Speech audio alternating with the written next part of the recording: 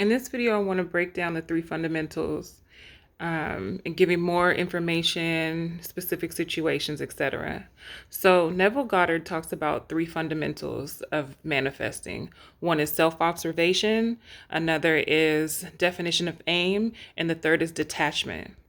They go in a specific order, beginning with self-observation, but I want to first talk about definition of aim. I feel like it's more appropriate because people usually begin with what they want, right? Or what they think they want, at least. So, definition of aim is just what you want, what your goal is, what your aim is, to use his words. I like to split this up into three categories, but it goes way beyond this. So, love, health, wealth, and beyond, right? I created those three categories because usually there's one of those specific areas that feel very important to us that we want to create a different experience in. So let's talk about love. So let's say that you feel like you don't have the best experiences in love, but you have a desire to get married. Being married is your end goal, your desire. But Neville has this thing about being happily, blissfully married. So that's what I like to choose. We are choosing happy, blissful experiences only. In our typical human experience, if we wanted to get married, this is the idea that we would kind of put ourselves in. Feeling like we need to go shop for a person online or, ask around to see if there are any single people available. Go out to specific places where you know that single people will be at. But that's not necessarily how you do it when you're consciously manifesting. So you want to be married, that's your end goal. So that's your aim, definition of aim, right? So what you're looking at next is self-observation. So usually when you want to get married or you want something, you're in the state of consciousness as not having it, right? You don't feel like a married person, you feel single. So what you want to do is to, one, decide that you want to be married. Two, you embody the ideal state of consciousness of that person who is already married now. And state of consciousness just means that you're imagining and viewing yourself and looking through the eyes of the person who's already married now. You're not still experiencing yourself as single, but this is all in your imagination. So that's all self-observation. You're observing where you are. So you're likely thinking of yourself as single, and you want to embody your ideal state of consciousness as the person who is married now. So you just claim it. I am married now. I love being blissfully, happily married. Like Neville says, I am happily, blissfully married now. And what happens with that new state of consciousness, when you continue to claim that that is your new story, that is what your new viewpoint is, your world will shift to match that automatically. Your new state of consciousness will lead the action. So instead of you saying, okay, I'm going to start going over here or going out, taking myself out on dates so I can meet somebody because, they like to come and approach me when I'm by myself because it's less intimidating, on and on. You will allow the state that you're in to lead your actions as opposed to kind of figuring it out on your own. Because what we don't realize is when we're doing that, we're limiting ourselves. And it might not feel like it, but you never know when you're going to bump into the love of your life, right?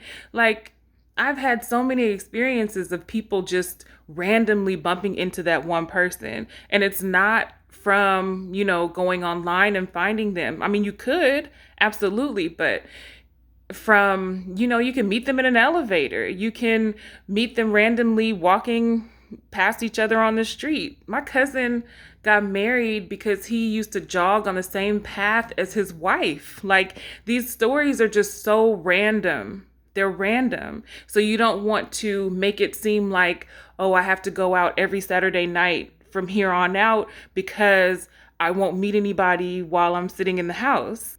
That's totally not true. I have a client who is a gamer and she doesn't like to go outside. She doesn't like to engage with a lot of people. And she met her last boyfriend online through gaming. So let's get into the third fundamental, which is detachment. So, detachment is you're letting go of the old story. And people often think that you're letting go of this outcome. And I think that's the way that it's taught with the law of attraction. I used to practice the law of attraction. Like you want this thing and it feels kind of far away. So you're detaching from having it to allow it to come into your life. But that's not how the law of assumption works. The law of assumption works differently, where you're claiming that thing is already yours. You've had it. You've been in this experience for a long time, or you've experienced it. It's in the past, right? But you're detaching from anything that doesn't line up with that. So all the old stories that, if in the case of love, you're talking about being single, you're in your consciousness, in your imagination, you're already married. So that's not you anymore. That's not you operating as that single person anymore. You're detached from that old story, but you have to stay committed to the new story. You are committed to the new story where you have what you want already. And it came so effortlessly. It came so easily, better than you expected. Let's take these fundamentals and talk about money. Let's talk about, so let's say you might be struggling with money right now, overdue bills, or just don't feel like you have enough, and you're observing yourself in this state of lacking money, not having enough money, and you want to feel abundant. You want to feel wealthy. You want to feel like you have more than enough money for anything and everything that you've ever desired. So you're aware of that lacking state, and we want to switch that into a state of abundance. So the abundant you has more money than you could ever spend. You have eons of money, money coming out of your ears. Everything is paid for. Nothing is off limits. Nothing is too expensive. You have your ideal lifestyle, your ideal story about wealth. You are blissfully wealthy, and that is your aim.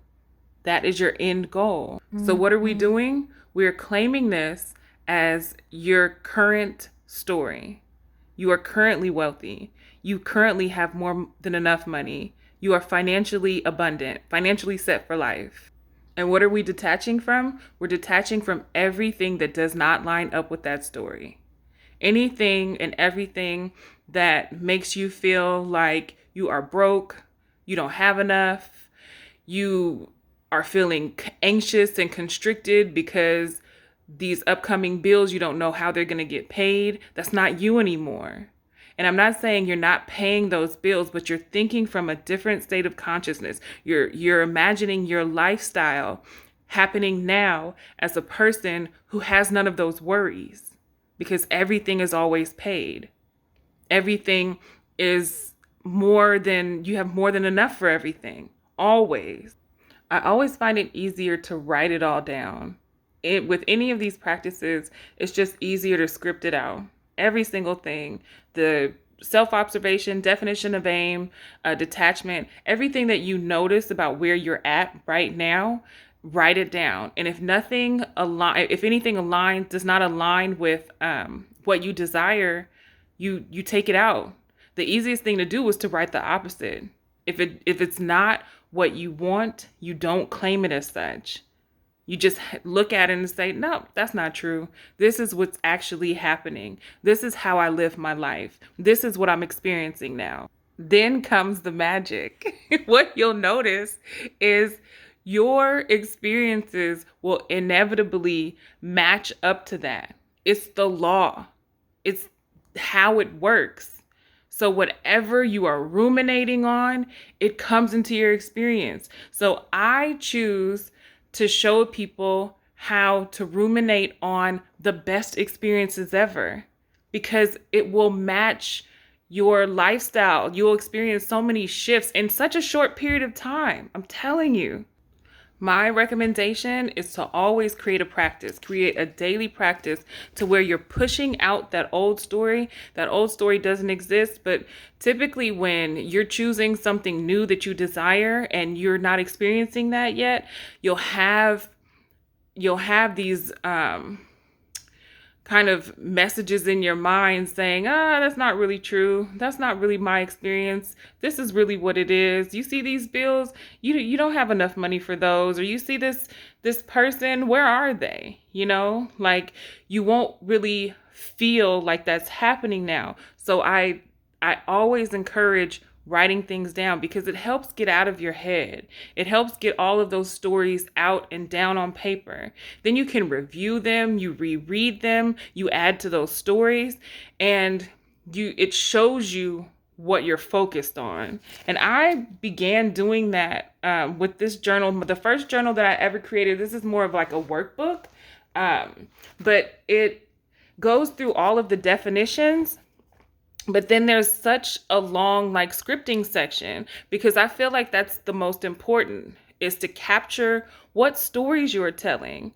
Then I created the newest one where you're doing this on a 12-week basis, and I'm working on showing you how to script if you just sit in front of the paper or sit in front of a journal and don't really have an idea of like what you want to write.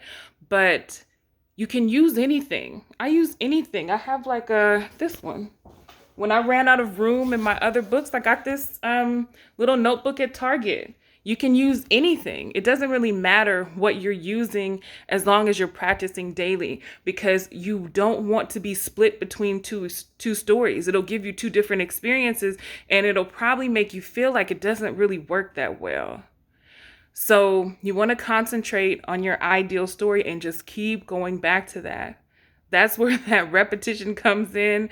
And with my stories, I like to kind of shake things up because it kind of got boring when I first was just doing like affirmations only. I used to say affirmations about everything, and it just kind of was kind of boring, kind of blah. Like it felt like, I don't know, just repetitive words that didn't really mean anything. But now I've gotten into stories and I can't stop the stories. So it's easy for me to create them. It's easy for me to create them for other people. And they feel more potent and powerful. So I can help you create stories, but if you start just claiming that ideal state, the stories will automatically come. Those states of consciousness will always lead your actions. You won't feel like you're tugging and pulling for information. You won't feel like you're trying to figure things out, because it'll automatically show up for you. If you like help with this, please visit my Stand store, leave a comment or questions. I'm here to help. And follow for more videos to help make manifesting simple and practical for you.